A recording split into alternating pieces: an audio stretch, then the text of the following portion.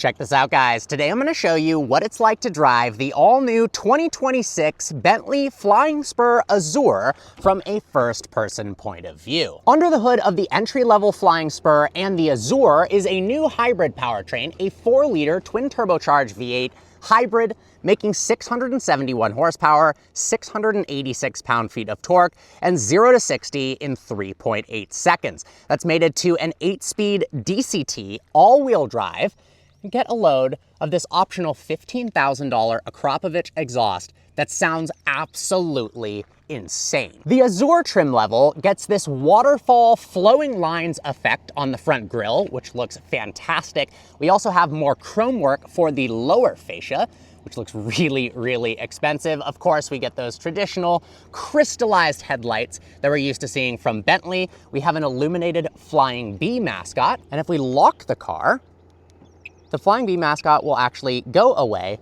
and store itself so that nobody can steal it, which is pretty awesome. Coming around to the side, we have those massive 22-inch wheels. It weighs 5,800 pounds, but because of its rear axle steering, the turning radius is much better than expected, and it actually feels pretty nimble, all things considered. Let's go ahead and open the rear seat environment to reveal this gorgeous white and purple two-tone interior.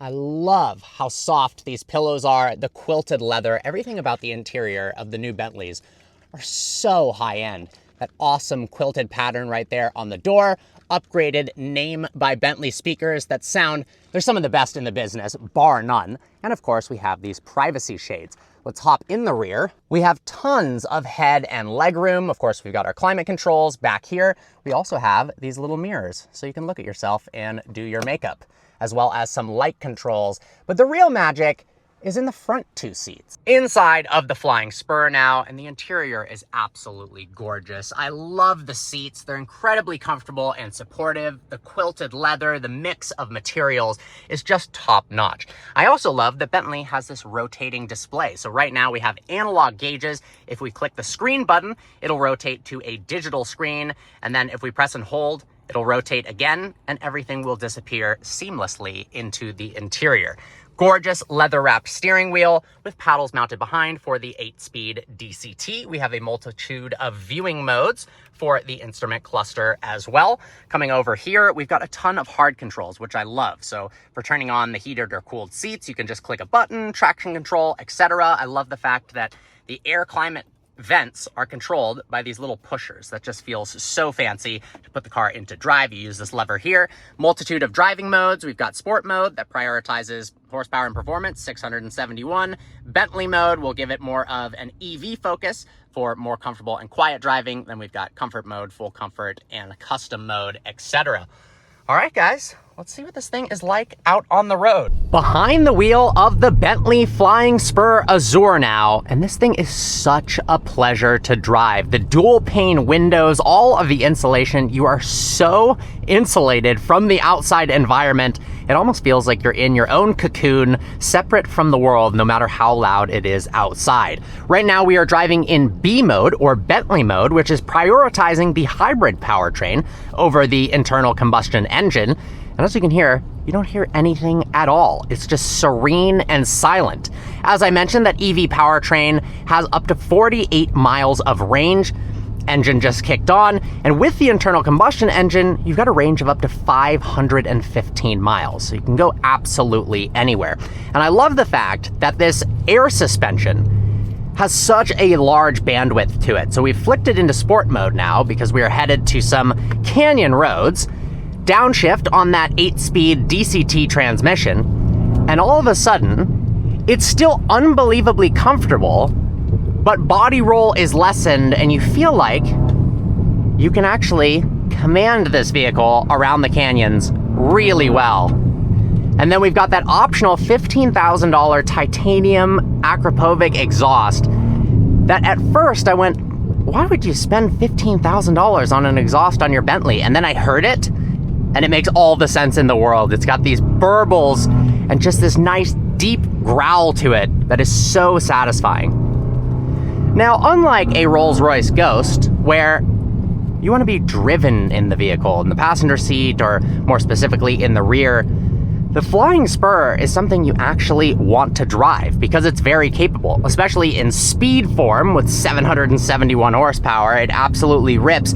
But even with the new entry-level hybrid powertrain making 671 horsepower, the last thing I'm thinking while driving this is, oh man, I wish it had a little bit more horsepower. It is plenty quick. And despite being 5,800 pounds, it slows down and changes directions exceptionally well too. And I love the fact that the triple rotating display can go away entirely and show us these awesome analog gauges. Please agree to the license agreement. Well, it almost knew that I wanted to see the screen. That was interesting. I have never I've never witnessed that before, but it has rotated itself now onto the digital display, which has good graphics. I feel like they could be a little bit better. Feels slightly last generation. But what I like about this car is everything has a button or a knob, and everything you touch is high quality. It's not all on the digital displays, which gets kind of old really, really fast. So for the climate control vents, you've got these awesome metallic pushers that you can push in or out to increase or decrease the airflow. You've got a nice mechanical clock here, and then all of the climate controls and the driving modes are these hard controls down here, which are super easy to use. And I love the fact that if you want the cooled seats to come on, you don't have to go through a bunch of menus. You just click the cooled seats button right here. Now there's also a shortcut for the massaging seats. If you reach down on the left side of the driver's side seat, there is a little circular button, and now we've brought up the controls for the massaging seats. So it's activated it with one button, and then you can change it on the screen itself if you want to change the different massage modes. This thing is just such a joy to drive. Let's put the screen back to my favorite mode. The seat is incredibly comfortable. It doesn't have a ton of support when you go around corners really fast, but I don't think I would want a really aggressive sports seat in a Bentley. Over long distances, especially with the massage and the cool feature, the seat just forms to your back in a way. I have a very sensitive back, I have back issues, and you could drive this car for 10 hours straight without having to worry about back issues whatsoever. Now let's put it into comfort mode. That suspension is going to relax a bit. The steering is a little lighter. We've got some driver assistance features here, keeping me inside of the lane, which is very nice. And it just kind of floats around over bumps. Such a beautiful machine. I really, really like this. I've driven a whole bunch of Flying Spurs, so when they came out with a new powertrain and a slightly updated model, I told Bentley I really want to get behind the wheel because it's such a pleasure every time you drive it. One thing that I find interesting, Bentley versus Rolls-Royce, and it kind of seems to reflect the ethos of both cars.